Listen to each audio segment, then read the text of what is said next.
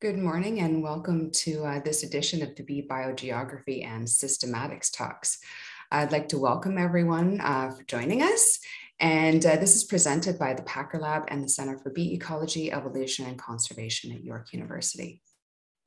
After this presentation, we will be having a Q&A period. So please take advantage of the Q&A box that's at the bottom of your screen. You can just type your questions in there and then we can sort of gather all those questions together, and that way they don't get lost in the chat function as people are responding and reacting to different things that our speakers are saying today. We understand also that not everyone will be able to stay past the hour mark for the extended sort of Q&A discussion that we often have. So we will be recording this presentation. We are recording this presentation. So if you need to leave at the top of the hour or can't stay, you'll be able to access the recording on our YouTube channel. And again, that's the YouTube channel for the Center for Bee Ecology, Evolution and Conservation.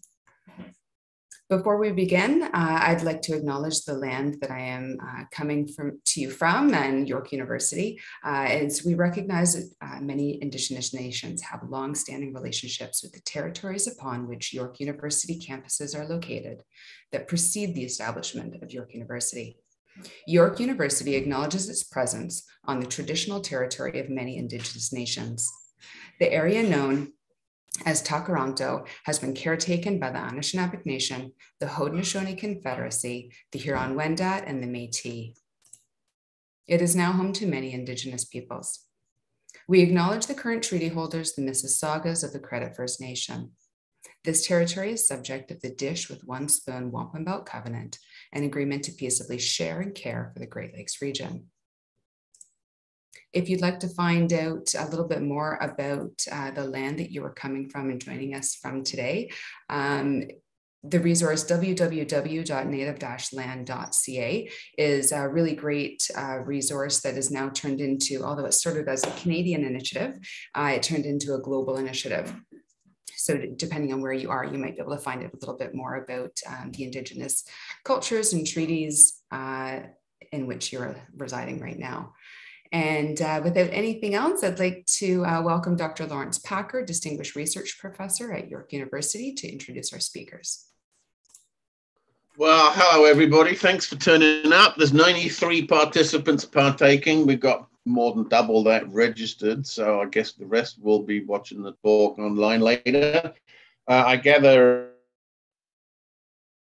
a couple of the past talks that hadn't earlier been posted and now posted on the YouTube channel. So I think that's the talk on bumblebees by Paul Williams and maybe the one on Andrenidae by Michael Orr. Okay, so welcome. Today's speakers are Silas, Bossert and Gideon Pisanty. Dr. Silas Bossert is an assistant research professor in the Department of Entomology at Washington State University. He holds a BSc in biology from the University of Constance, where he briefly studied aquatic invertebrate herbivory. That's interesting. I very briefly studied aquatic invertebrate carnivory, so I guess I beat you. And then he completed an MSc researching cryptic species in the Bombus lucorum species complex, followed by a PhD on various aspects of bee phylogeny at Cornell University with Brian Danforth. During this time, he also began working as a pre-doctoral fellow at the Smithsonian National Museum of Natural History, where he continues as a research associate. He is an instructor for APD at the bee course in Arizona. Of course, if you're a couple of Brazilians or a couple of British people, that means all bees, because they only recognize one family. I've heard that he's a steep lover of keeping chickens. Dr. Gideon Pisanty is a curator of bees and parasitic wasps at the Steinhardt Museum of Natural History, Tel Aviv University in Israel. He holds a BSc in chemistry and an MSc in molecular biology. He earned his PhD from the Hebrew University of Jerusalem, where he studied the contribution of wild bees to crop pollination in central Israel. In his postdoc studies, he focused on the systematics of the bee genus Andrenidae, which is particularly diverse in Israel and the East Mediterranean. As part of this work, he conducted a detailed worldwide study of the molecular phylogeny of Andrenidae and the subfamily to which it belongs. He has published 14 new species and has submitted a manuscript describing another 25 species of Andrenidae from Israel and neighboring countries. So with no further ado, I will pass you on to the speakers. I'm not quite sure which of the two of you comes first. I guess you've worked that out between the two of you. Yeah, no, I'm going to go first. And I'm going to share my screen in just a second.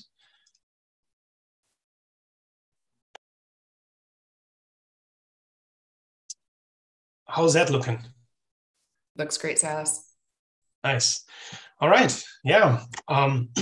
Lawrence, thanks very much for the kind introduction. And yeah, welcome to this presentation on Andrenidae systematics by myself and my colleague Gideon.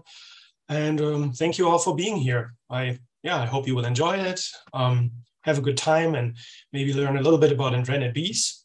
And like some of our previous seminar, this session is again divided into two sections with two separate presenters.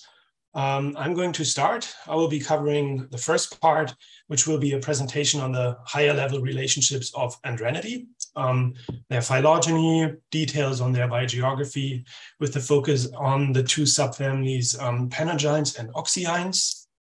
And I will conclude my section with a perspective on the diversification dynamics of the mining bee family as a whole. Gideon is then going to take over the second part and talk more in depth about the phylogeny of the large subfamily Andrenides or Andrenidae, their classification, biogeography, and so forth. Yeah, but let's start with the big picture, and that is the bee tree of life. So we currently recognize 7 families of bees, and molecular data was really essential for coming to this current picture. Some relationships, like the grouping of Apidae and Megachilidae as the long-tongue bees, has actually been recognized for quite some time, both found with molecular and morphological data. But molecular data really helped us to figure out the paraphyletic short-tongue bees and establish, the family Melididae as the sister group to all the other families. I would say that for nearly all of the families, we have a somewhat good understanding of their phylogeny, plus minus, which is usually because of a combination of both morphological and molecular data. But there was one major exception, and that is the family Andrenidae. And with over 3,000 species or described species, Andrenidae is or was until recently the only, I would say, major bee family for which you have no comprehensive molecular phylogenetic data sets, which is quite remarkable, I think, given how significant some lineages of Andrenids actually are. For example, the huge genus Andrena. Gideon is going to talk a lot more about that, but it's, about 1,600 species, many more waiting to be described, and, really a global player in natural and, not really a global player, more like, a significant player in agricultural and natural ecosystems in the Northern Hemisphere. But there's also Perdita, which is, a magnificent radiation of bees that are almost entirely restricted to the southwest of North America. There's also Prodandrena, another group of really interesting panogynes that are also restricted to the New World. I think there's a lot of work that still needs to be done with these guys. A lot of really interesting Old World panogynes, like this Camptopoeum here. So Lawrence told me that Camptopoeum is probably in the only bee tribe that has every vowel. So Camptopoeumini. However, the tribe actually doesn't exist anymore, or should not be recognized anymore. But there are a lot of really interesting Old World panogynes as well. And lastly, of course, the enigmatic oxyines, which are really unlike any other Andrenid bees and have been recognized as a separate family actually for quite some time in the past. This knowledge gap on the phylogeny of Andrenidae really puts limits on our ability to answer some fundamental questions in bee evolution. For example, where did these bees originate, or when did they originate? How can we explain the species diversity, that we see today, these over 3,000 species? And lastly, are the genera that we currently recognize what we consider good groups? So are they monophyletic groups or clades? So I think it's pretty clear that we need a robust phylogeny to address these, long-standing questions. So this is basically, the project that I've been working on for the past years. And, the main part of my talk is going to be, about this project on Andrenid phylogeny. And it started out, like in most other projects, with the taxon sampling. So to reconstruct the phylogeny of Andrenidae, we developed a global sampling collected from 27 different countries and from all continents on which Andrenids occur. And this was obviously not only done by me, but by a number of co-authors and collaborators, for which I'm very thankful for. I'm also very thankful for all the collections that allowed me to sample their holdings. And yeah, here I really want to give a plug to, natural history collections, because, the kind of research that we do, phylogenomic research, taxonomy, and so forth, would be absolutely impossible without natural history collections. And also, I want to thank the many people that, deposit specimens there, go out and collect, identify things, and then deposit in collections for, future researchers to use. We were able to include nearly all of the genera that were recognized by Michener in this 2007 classification. We're missing a couple of ones that are really rare or are only known from the type series, so they were not, available for us to sample. But we were able to include all subfamilies, all the tribes, a little bit under 200 species. For DNA sequencing, we chose to sequence ultra-conserved elements, or UCEs, and I'm sure many of you have actually heard of this method by now. So I'm not going to go into too much detail here, just that it's, a very efficient approach to, get a lot of, high quality, or let's say it's a very efficient approach to get a lot of sequence data from all sorts of different materials, including old museum material. And that is a major benefit for this approach, because it really allows to sample collections and, develop comprehensive data sets. All right, I'm going to move on to the results. What did we find? So we found these, I'm going to show you large phylogenetic trees, which are always difficult to display on slides. But I will show you a little bit more detail. I just wanted to give you a bit of an overview, what you can expect from a large scale phylogeny like this. So now, next, I'm going to walk you through some more specific results. For example, on the higher level, we found the oxyines, the subfamily, as sister group to the panogynes, as has been found before, and both of them being sister group to the subfamily Andrenides. And we were finally able to resolve the relationships among the tribes of panogynes with, good confidence and congruent results from Bayesian, maximum likelihood, and gene tree methods. And, I'm saying, congruent results because this has been actually a pretty, a hard challenge over the past decades. People have tried to figure out the relationships among these tribes, but, I would say that there's a lot of, conflicting results out there. But we're pretty sure that the phylogeny that you see here of the higher level, is a really good bet. We found a lot of, interesting specific findings in those tribes, but also in the arrangement among those tribes. For example, Nolano melicini. So that's a bee that Lawrence really likes, and I think they're pretty cool. So this tribe has only one species, Nolano melissa toroi, and our phylogeny confirms the finding that, confirms the finding that shows that this single lineage is actually sister group to all the other panogynes. This has been suspected before, and I'm really excited that we recovered this result as well, because it really means that one single species, so Nolano melissa toroi, which is restricted to a rather small area in Chile, is sister group to about at least 1,500 species of panogynes. And everything about this bee, I think, is fascinating. Let's look at the phylogeny here. So here's our Nolano melissa, and look at this enormously long branch. This tree here is in absolute time. So this shows that this lineage is about 67 million years old, give or take, which is an incredibly old stem age for a single species.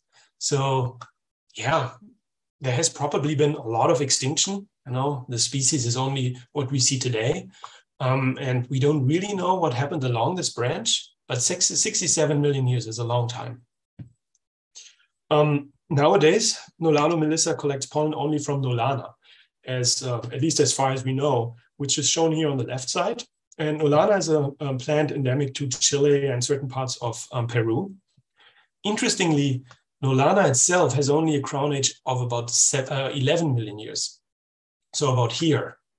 So Nolano melissa must have, or the ancestor of Nolano melissa must have foraged on some other plant before that time, somewhere here along this branch. And yeah, we really don't have actually no idea what floral hosts that could have been. And I think this is fascinating because it really shows that, you know, what we see today, you know, the bees that we see today, the bee plant interaction that we see today is really just a snapshot of a, 120 million year long history, natural history of bee plant interactions. Okay, I'm going to move on to some other taxonomic findings that concerns the tribe Perditini. Perditini, I think, are also very interesting bees. There are over 600 described species. Many more remain to be described, which almost all occur in the southwest of the United States. A lot of them occur in deserts. And I think these bees, they can be quite ephemeral in their, appearance. They're very small, highly specialized, and quite understudied. And Perditini have been regarded as a tribe with 2 genera for quite some time, as shown here, Macrodora and Perdita. And for our study, we were able to include all the subgenera except one. And we found that one lineage actually renders Perdita paraphyletic. So it turns out that Pseudomacrodora, which was previously considered a subgenus of Perdita, is sister group to both Macrodora and Perdita, and will therefore need to be recognized as a separate genus. This is also interesting because Pseudomacrodora, in my opinion at least, doesn't key out very well and has, morphological features of both Macrodora and Perdita. So, for example, they have these males with the giant heads, which I think are pretty cool. Other interesting taxonomic findings were found in the Old World Panogynes, specifically here in the tribe Panurgini. This is research that is based on this phylogeny that was led by my friend and colleague, Tom Wood. So here's our phylogeny of the Panurgini. And there are basically 2 main issues. So first, the genus Flavipanurgus, at least how it was considered in the previous sense, is paraphyletic, but because of a single species actually. And secondly, the genus Camtopoeum is paraphyletic with respect to a number of other Panurgini. And I think these are really cool bees too. They are really small, at least most of them.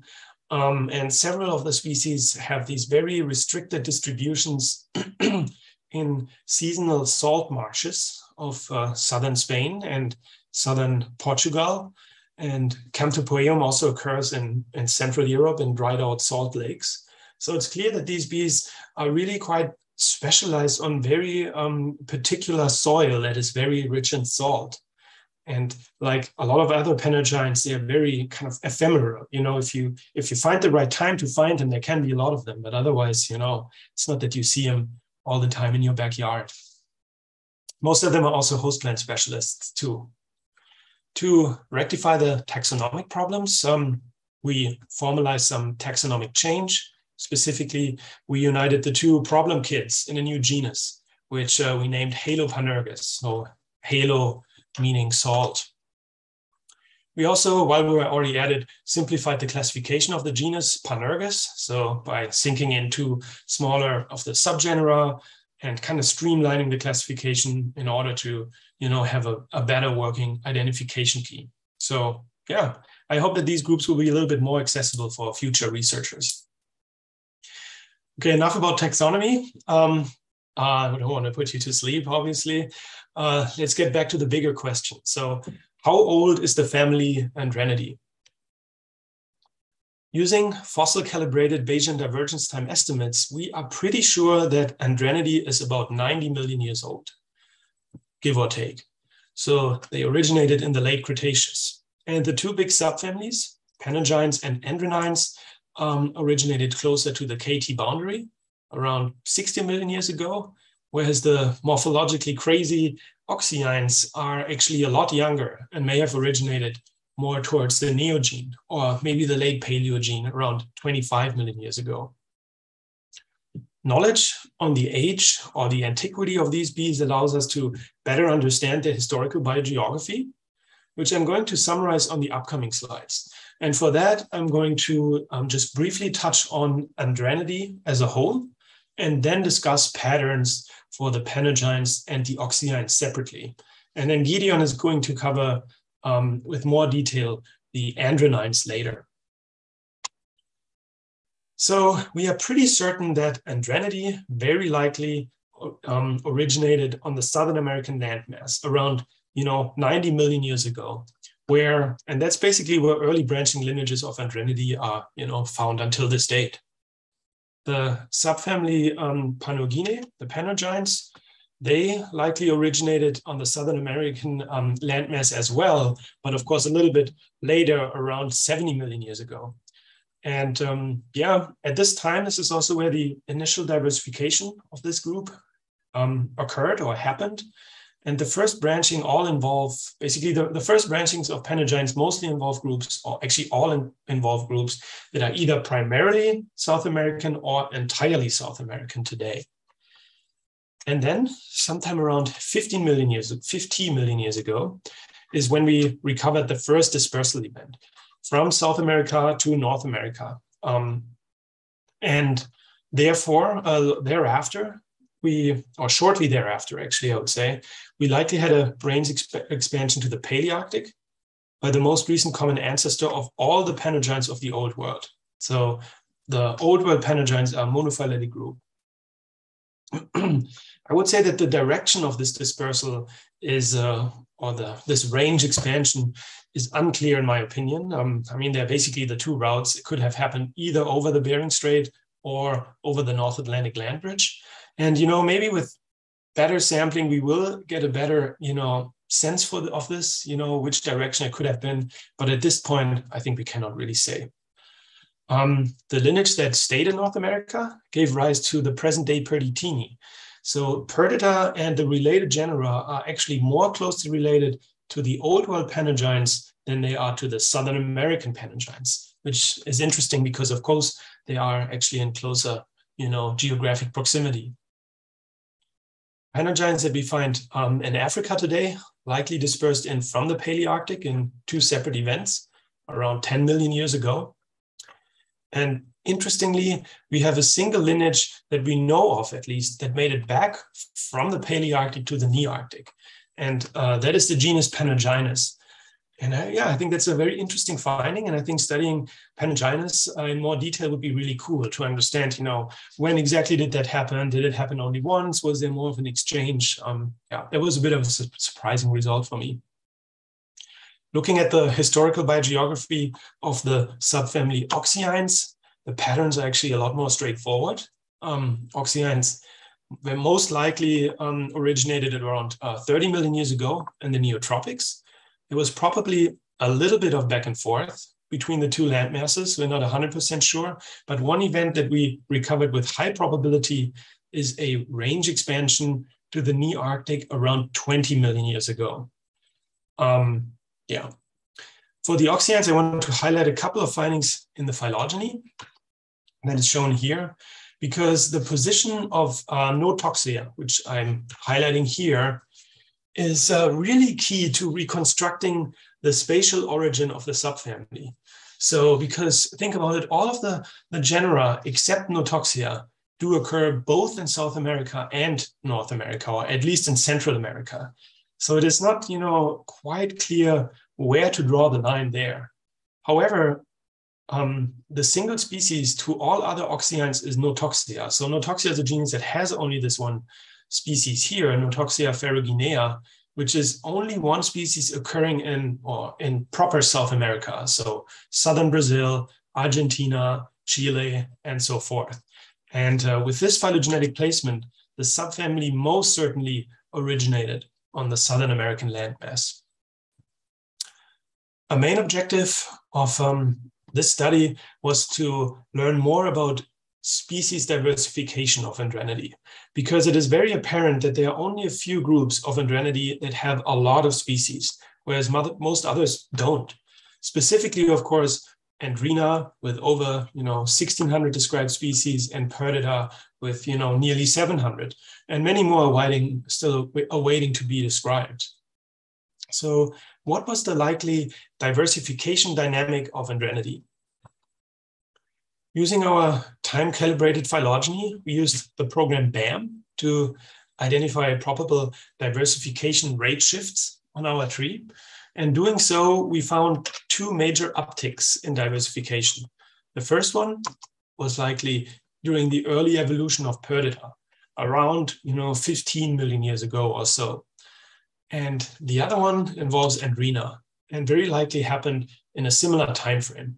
So yeah, I think that's actually really interesting that both of these lineages diversified most likely in a very similar time frame. I think it's really interesting, and we're puzzling about this for quite some time. What is particular about this time frame that basically allowed both these lineages to diversify? And eventually we decided to specifically test for correlations with paleoclimatic conditions. So let's look at this figure here. So here you can see the speciation rate of Andrenines and Panogynes, so the two big subfamilies, through time. And we find these sharp increases in the mid-Neogene. And the red line that you see is the average paleo temperature of this particular time frame. And it quite clearly shows that both lineages diversified during the Middle Miocene cooling period, which started around 15 million years ago or so, actually quite sharply. So this means that it's always difficult to talk about causality in these in this respect, because we don't know if they are really diverse because of this temperature. However, what we can say is that they diversified during a period of global cooling, and it may well be that this may have suited their diversification. For example, by having more pronounced seasonality. And and I'm sure many of you actually know that, for example, Andrenidae is a highly seasonal bee, and one of the earliest ones that comes out in the spring. These speciation rates that you see here with 0.3 are actually really high. And of course, we wanted to know how high in comparison to other bees. And that's what I'm going to show you next. So we studied these diversification rates by estimating rates for other bees as well, specifically for every tribe of bees and for all the genera that have more than 600 species in particular. However, we don't have the same phylogenetic data for all the groups, which is why we needed to use a non-model-based approach called method of moments. And this method provides, or is more of a point estimate, and is based on both ages and numbers of present-day species richness. So how many species there are. The axes that I show there are basically two measures of rates, one based on crown age estimates and the other one based on stem age estimates. And this information is largely mined from the literature, except of course for Andrenidae, for which we used our own data. And that's a good point to, again, thank, people that work on these bees in the past. So, thanks to all the authors that, contributed and allowed, the reuse of their age estimates. So we used actually a lot of different study, but the single most important study from where we mined, age estimates was Sophie Cardinal's paper from 2018 on the buzzer pollination. Anyways, let's look at some results. So first, I'm going to show you the small bee families, Melididae and Stenotrididae. And as expected, their diversification rates are actually not particularly high, the small families. Next are Halictidae and Colididae, and that already includes some of the heavy hitters, especially Lasioglossum and Hyleus in the upper right corner. Then Apidae and Megachilidae, and especially Megachilidae with over 1,400 species. has very high diversification rates.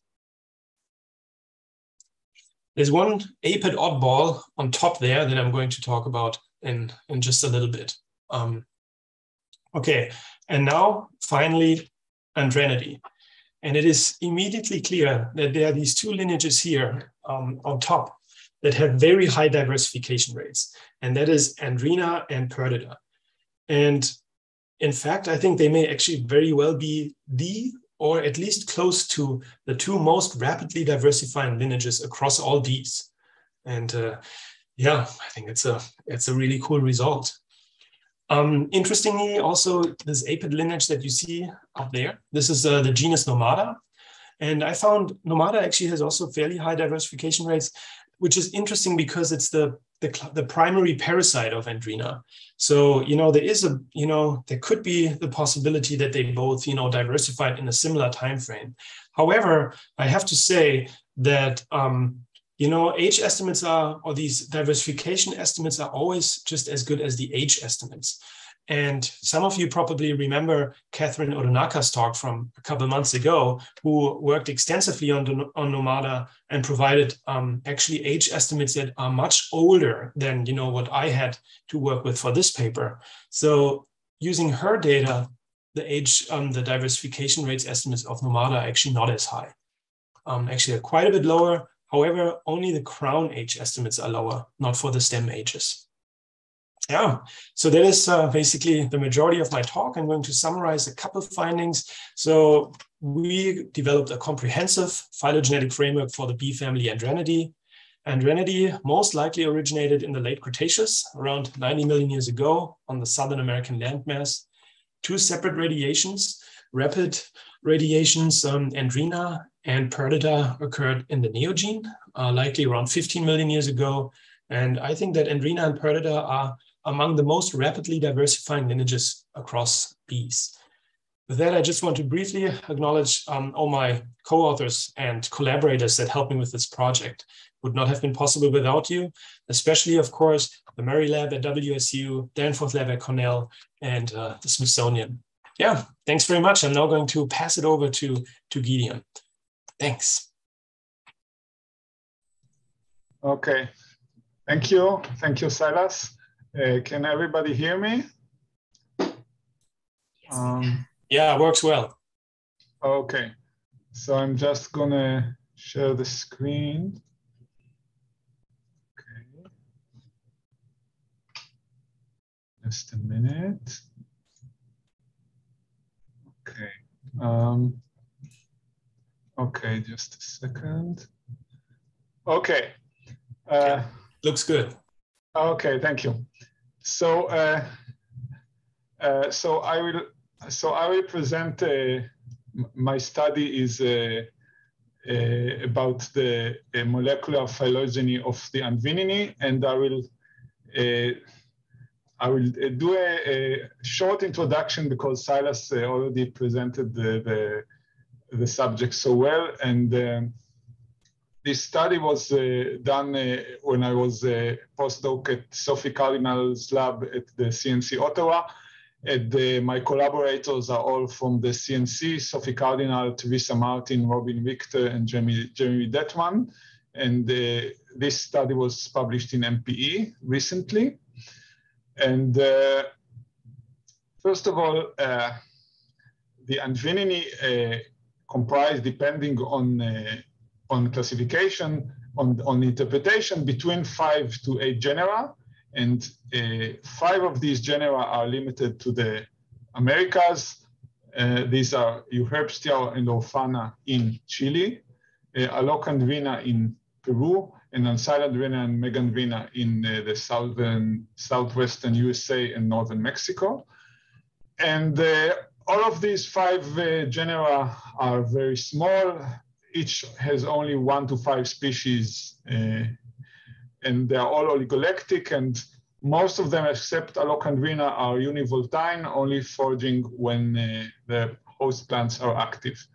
And the 6th genus, which you may well know, is very, very different. It is the well-known genus Andrena. It is the 2nd most diverse genus of bees. and it has above something like 600 described species right now. It is distributed mostly throughout the whole Arctic, but it penetrates into Central America, Sub-Saharan Africa, and Southeastern Asia. And it shows a great variability in the lecti and in the volatilism. So I mentioned 6 genera of Andrena. There are other 2 genera which are recognized by some interpretations of the Andreninae, and they are related to Andrena, and I will discuss them later. So fossil Andreninae are scarce and date only to the Oligocene, which is around 30 million years ago. And this makes it difficult to achieve a reliable dating of Andrenidae and Andreninae in particular. And as you heard from Silas, there is great variation among studies. So another fossil was described recently, also from Oligocene. And to quickly go over the different classifications of the Andreninae, Michener revised the subfamily in 1996, and he recognized 6 genera. Alocandrena, Ancylindrena, Andrena, Eurepstia, Megandrena, and Orfana. In his first edition of Bees of the World, he removed Alocandrena and erected a separate subfamily for it because, as he said, it exhibits intermediate characters between Andreninae and Panurginae. And he also elevated Melitoides, which used to be a subgenus of Andrena. He elevated it to genus level. Melitoides has very unique genitalia, interesting wing venation, and some other characteristics. And in 2004, John Asher combined the morphological and molecular phylogeny of the Andrenidae as a whole, and he found Alocandrena. He found both of Michener's findings to be wrong. So Alocandrena was part of the Andreninae, and Melitoides was nested within Andrena. So he outdid both of Michener's changes. In the second edition of Michener of Bees of the World, Michener accepted Asher's finding on Melitoides, but not on Alicandrena. And the latest change was by Dubitsky, who conducted for morphological phylogeny of Andrena, and he found QB Andrena to be part of the outgroup of Andrena, so he elevated it to genus level. So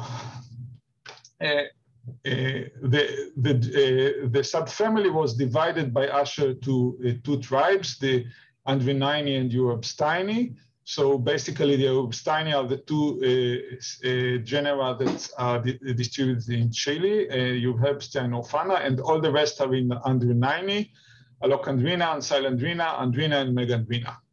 And this is where my study comes. So in my study, I sampled almost all the representatives of the major representative of this subfamily. So I included all the genera of Andreninae, as well as 98 out of the 104 subgenera of Andrena. The 6 remaining subgenera are all monotypic and how to obtain. My matrix included 1,009 UC loci, so I had a very big matrix of data. In terms of distribution of Andrena, I heavily sampled the main 2 hotspots of Andrena, which are the Western North America and the Mediterranean basin. I also had a good representation of East North America and Central Europe.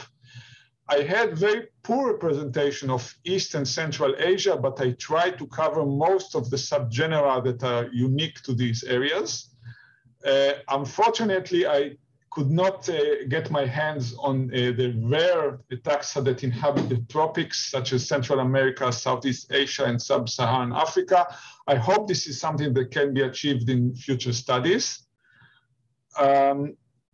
And let's look at the results. So you can see my main tree, which has 23 group taxa. So most of the time I will discuss subsets of this tree for ease of discussion. So first of all, let's look at the base of the tree and the generic relationships. So as we can see, we confirmed the division used by Asher of the two tribes, Euhabsteini and Andrenidae. We also confirmed that Alocandrina, which you see here, is clearly part of Andrenidae and specifically of Andrenidae. It does not merit a separate subfamily.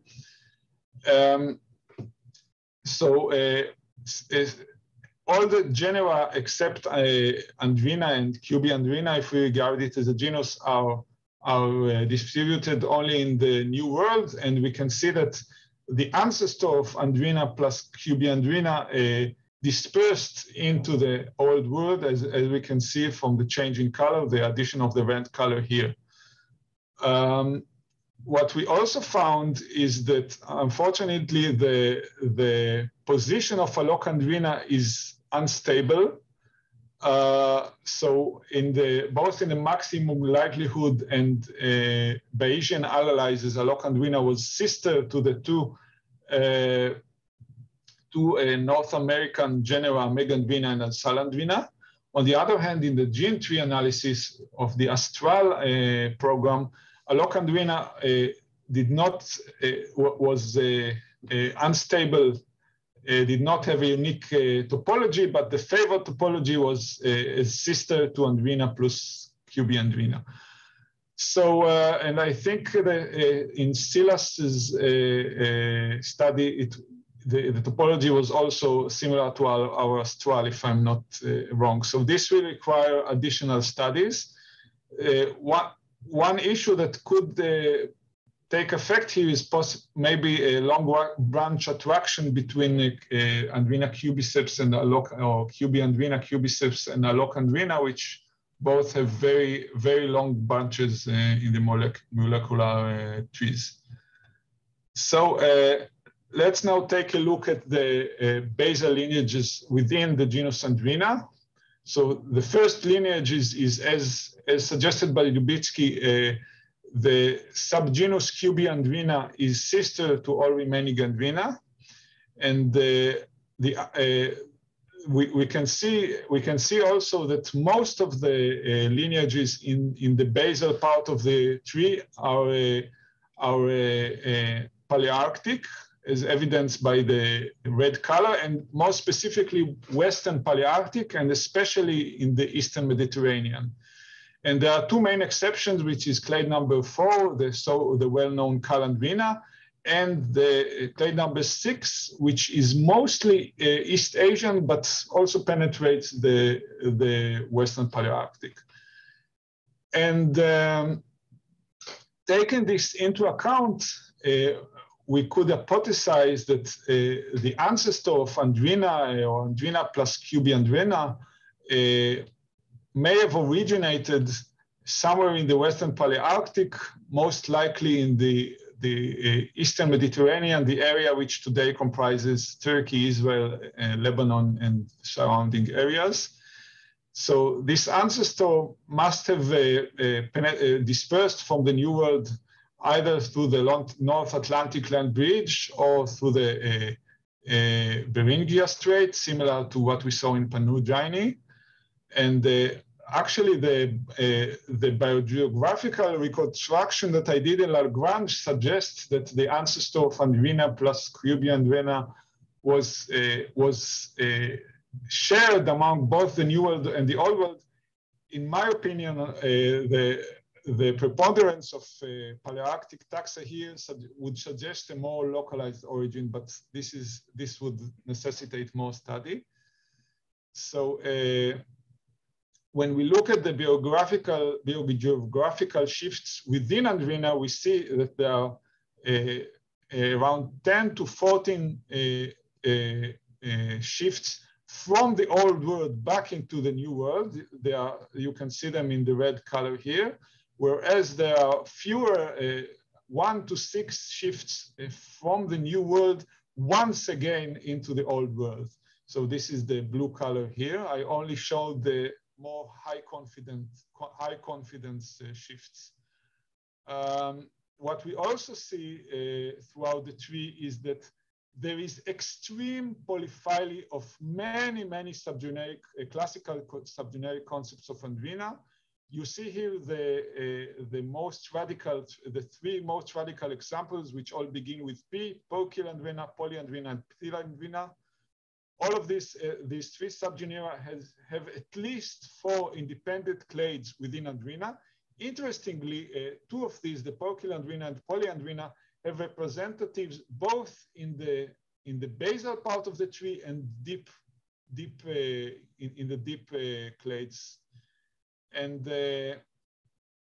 indeed, when we look at the basal lineages of Andrena,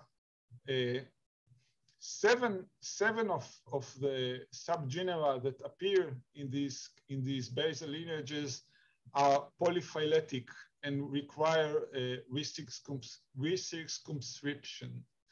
So we have 3 of these were postulated by some researchers as previous researchers as indeed as basal lineages or separate genera.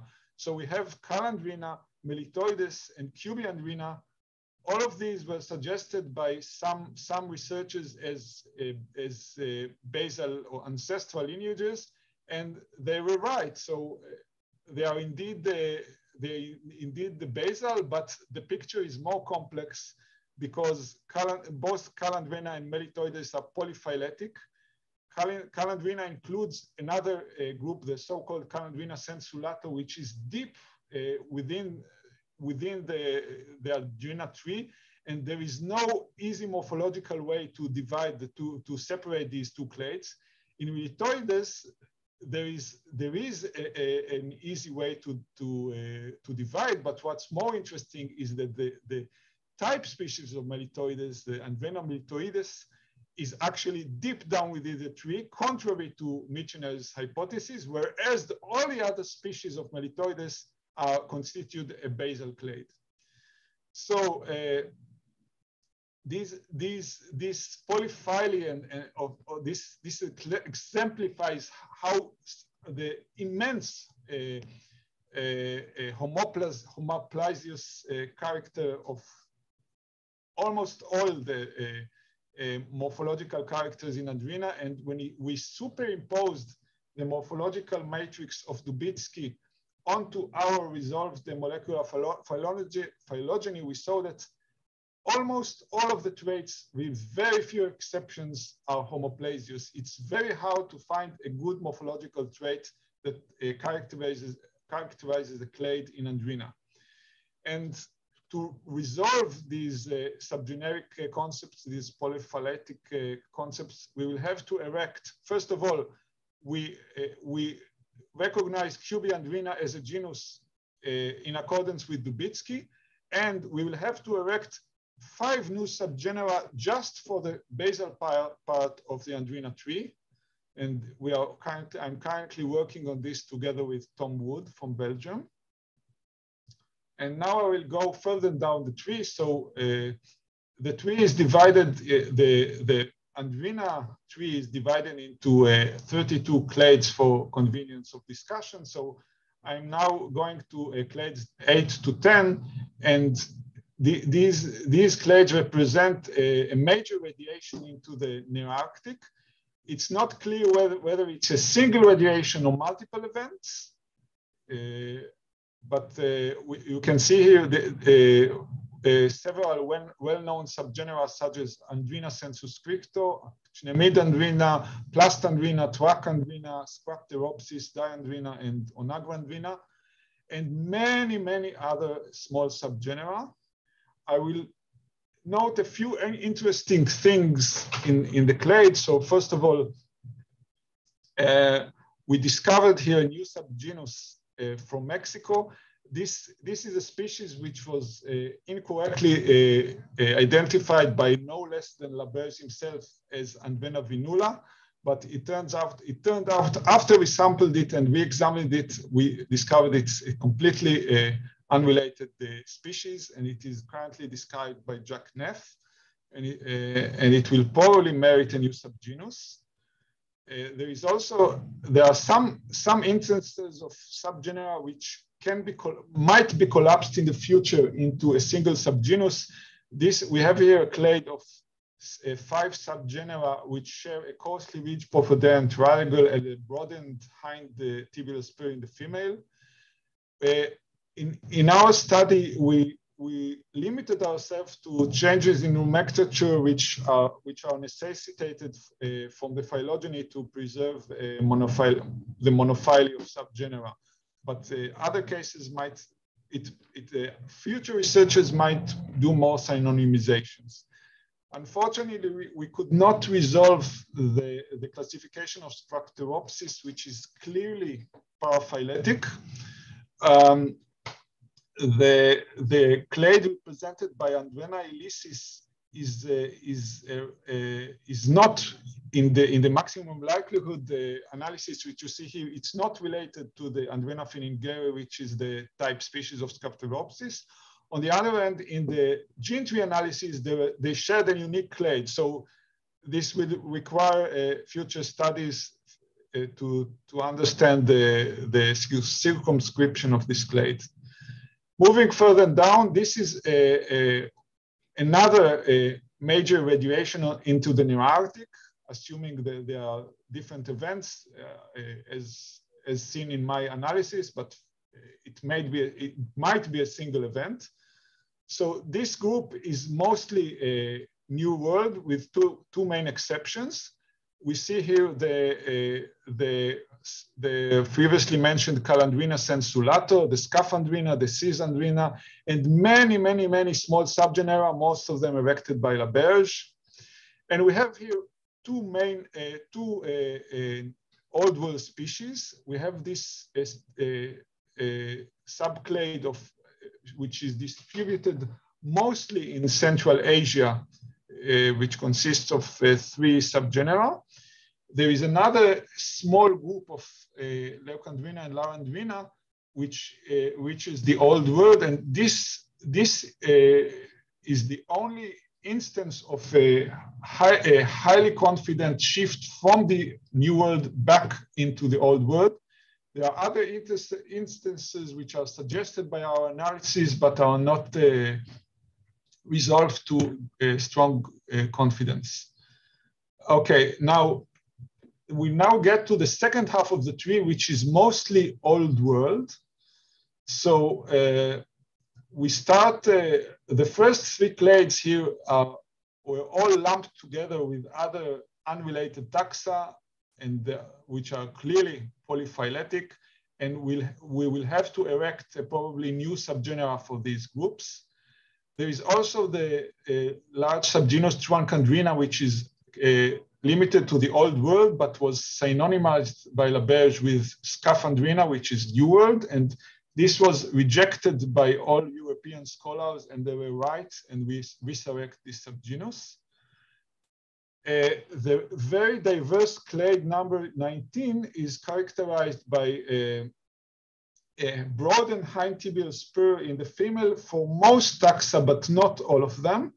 And interestingly, it has the core species for both groups, which were represented also in the basal clade. So both Poikilandrina and Polyandrina, which are extremely polyphyletic, the type species are here, whereas the other members are all over the tree.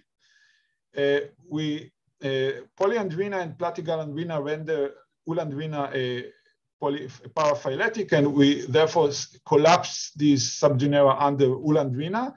They share a very similar morphology, and also probably most of, if not all of them, forage on Asteraceae.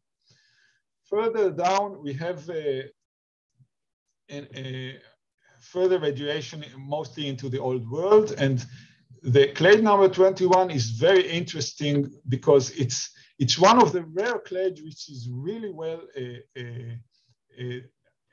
characterized morphologically, at least as far as we know. And it is characterized by distinct spines on the hind femur of the female. We have spines on the femur also in other clades, but they are different morphologically, so it's quite easy to separate. And this clade includes 4 subgenera: the Avandrina, Rufandrina, Oandrina, and Cloandrina. Most of them are probably oligoelectric, and the most well-known group is the Cloandrina, which forage on Asteraceae. And then we have here a hugely diverse clade, which shares a basic trait of small body size.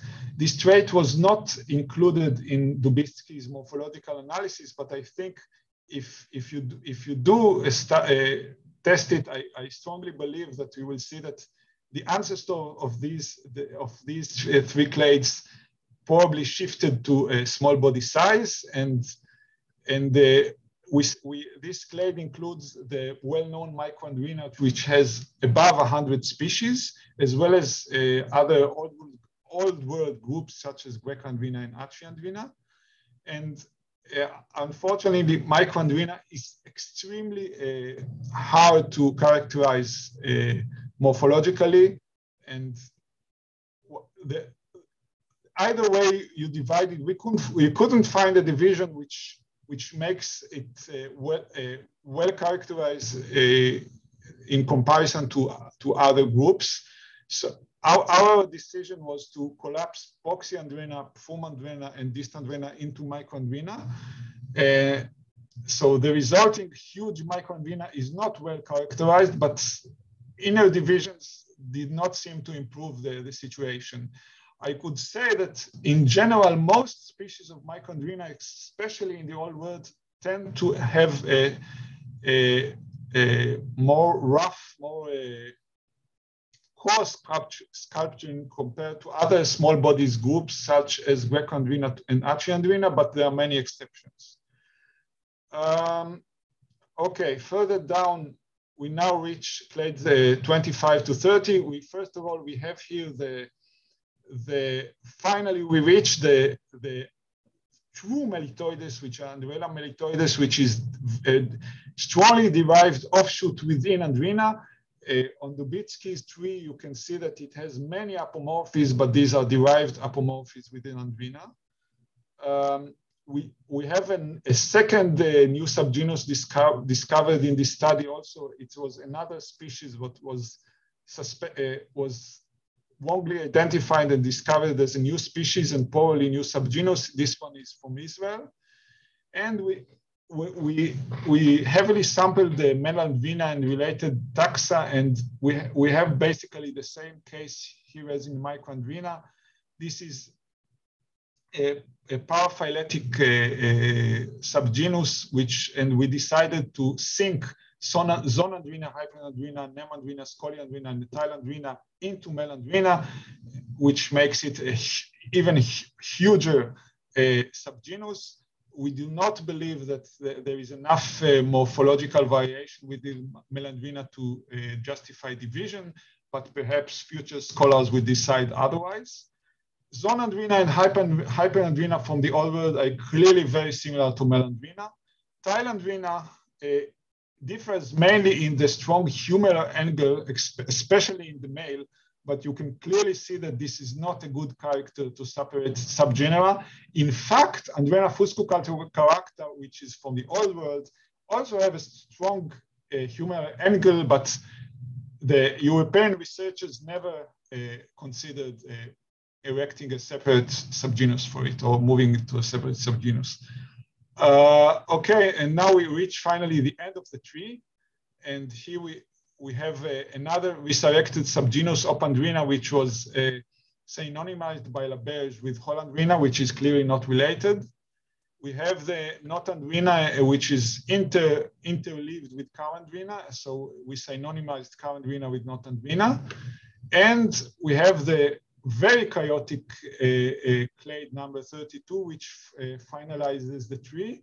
And here, this is the groups here are hard to characterize. There are, for example, we have two clades of Margandrina, which we don't know how to separate.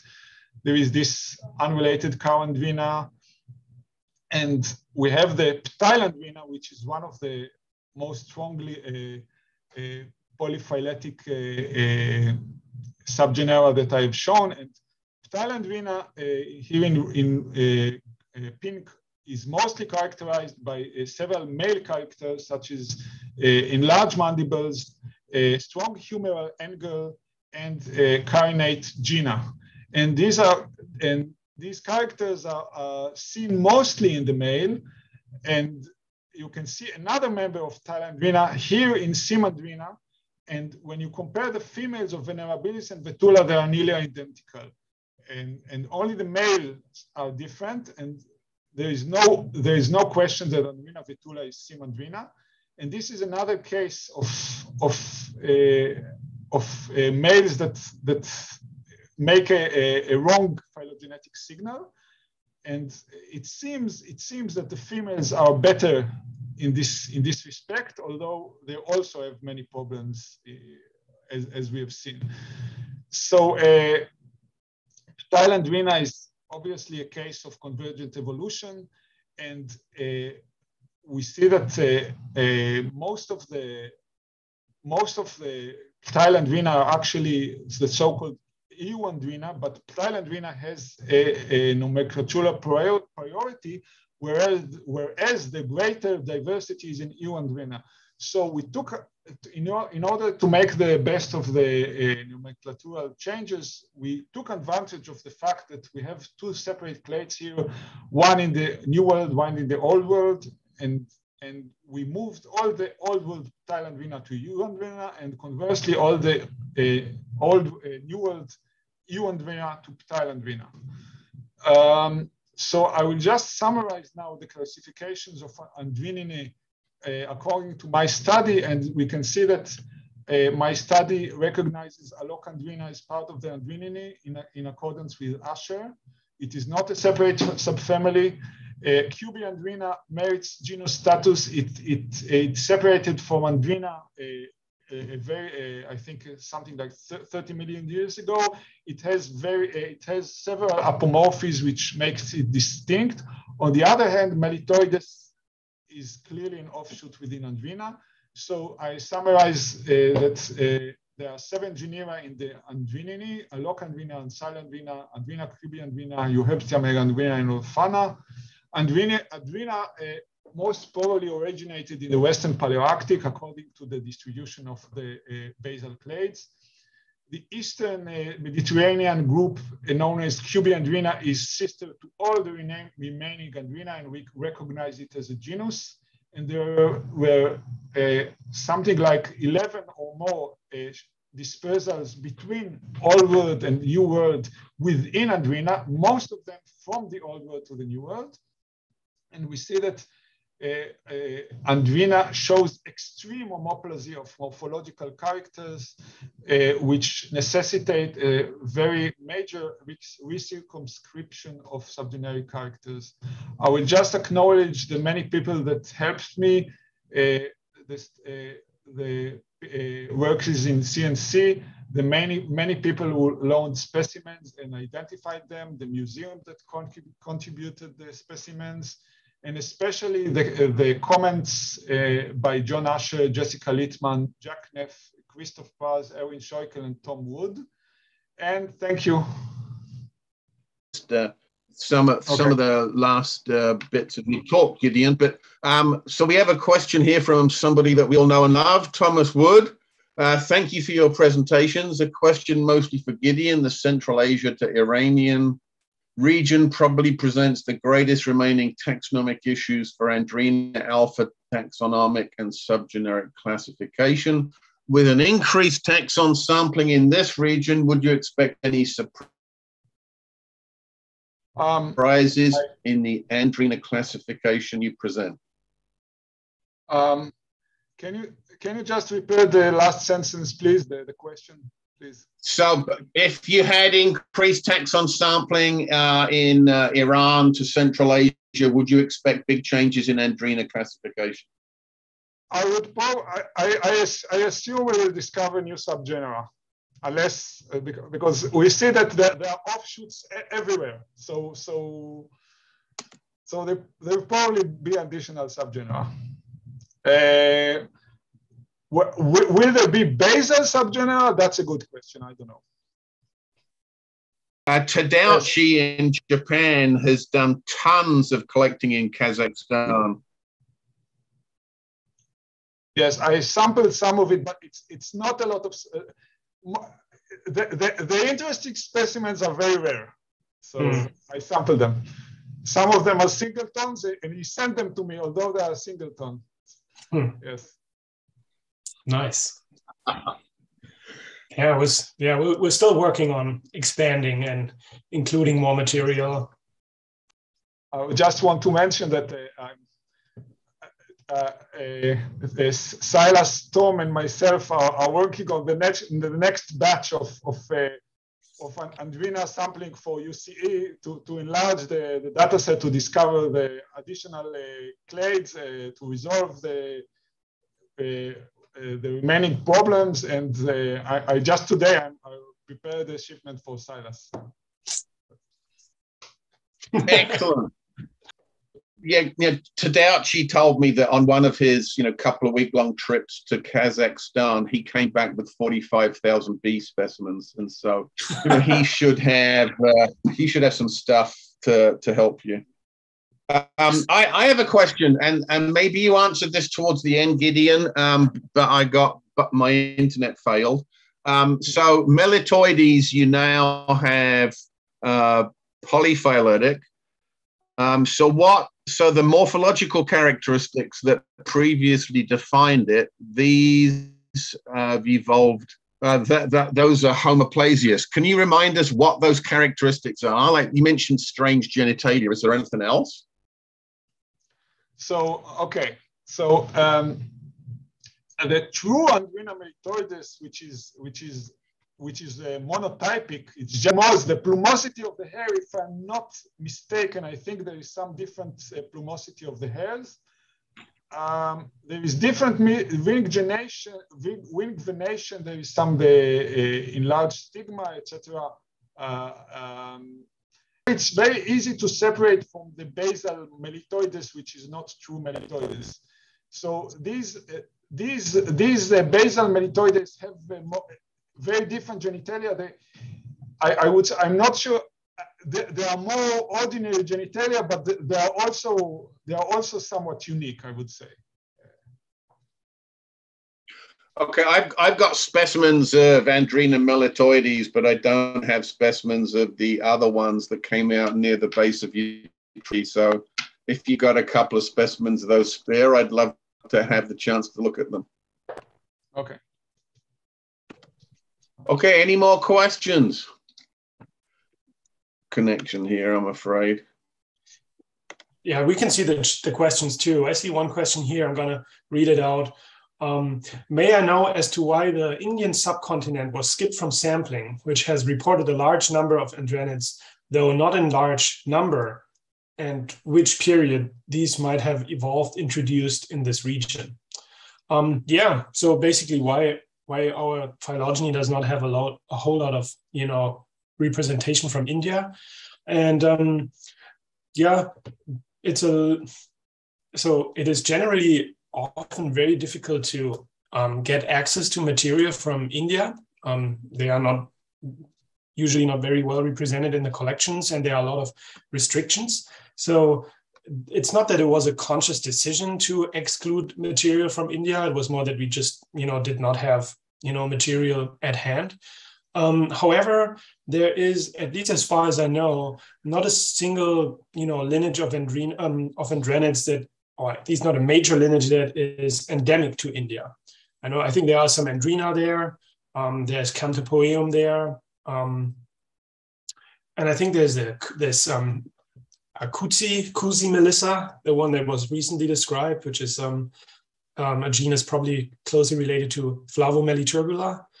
And these are lineages that also do occur more towards the Middle East. So we did actually include those in our phylogeny. It's just that we did not include, the species that occur in India. And yeah, I hope that answers the question. Of course, we would love to include it. It's just that we were not able to access the material as we wish. Yes, I would just add that we would love to receive, I think we would love to receive material from India, Southeast Asia, all the tropics, and to sample them. Also from the Himalaya. Yeah, I'm really curious about this Malay apis. Where does that come out? I mean, I would love to know. This subgenus of Andrenidae that occurs on the high elevation in Southeast Asia. I think it would be really interesting. I got a couple from high altitude in Thailand. I sent most of the specimens to Tadauchi, but I think I got one or two left sitting around in the collection somewhere. I've also got some African ones, which you might have. You got some African ones already, or since publishing that? I think we have two. I have four. Okay. Good. Oh, I have six. Okay, I have four. I have one from Thailand, one from India, and four from Africa. So, wow, Silas will get all of them. Yeah, sounds great. Sounds like. All right. Well, I got some more from India than that, but all from the far north. So those are less likely to be unusual.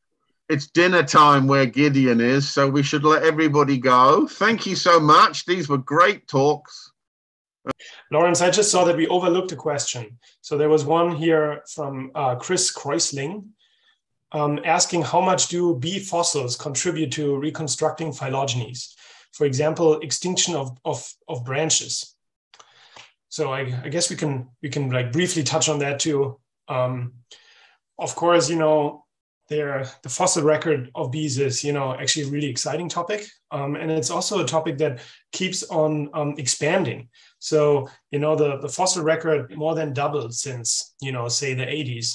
And there are lineages that we can place very well on the bee tree of life and, use as fossil calibrations where we can tell, okay, this lineage, even though it's extinct nowadays, is probably closely related to another lineage. So it's actually a fairly active field.